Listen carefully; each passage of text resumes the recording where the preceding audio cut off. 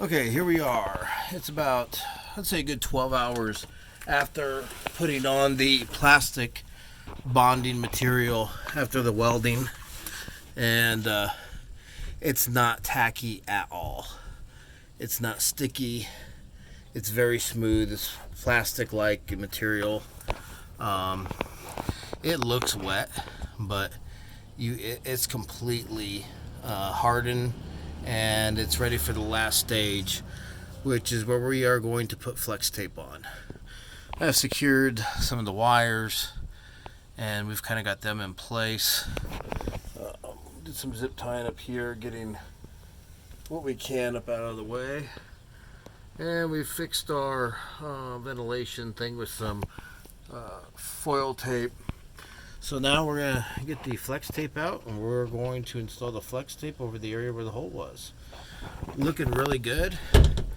The flexing of it doesn't look like it's going to cause any issues, and as you can see, you really can't see the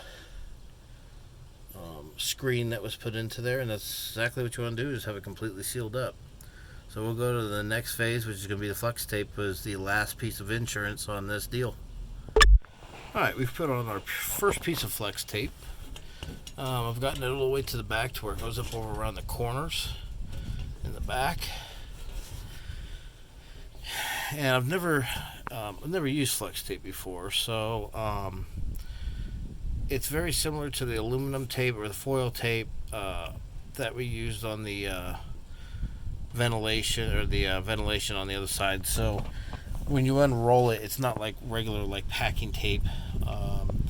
It's got a film on the underside right here on the back side that you will peel off, and then this will be your external. This will be your sticky adhesive side.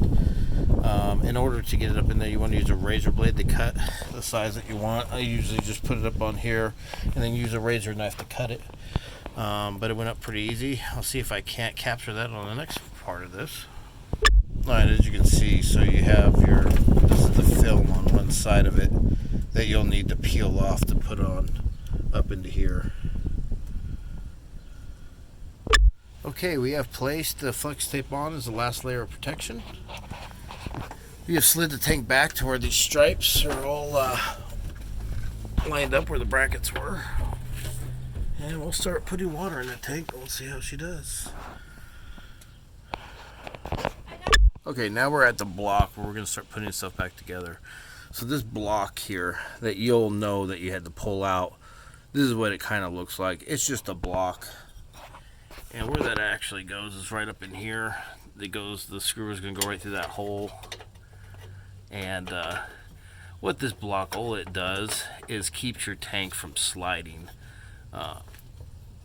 to the passenger side while in transit. It's not there's nothing fancy to it. Just make sure you don't have the pointed side towards the tank. You want this boxed end towards the side. So make sure that this way is away from there, and then this is up against your block side, is up against your tank. And then that'll just tighten down and secure your tank from sliding. And really that's all that keeps it from sliding. Make sure you don't have any wires that are pinched up behind here. And then tighten your bolt down, and we'll start securing the rest of this wire, and then I'll show you the material I'm using to replace the bottom layer of this trailer.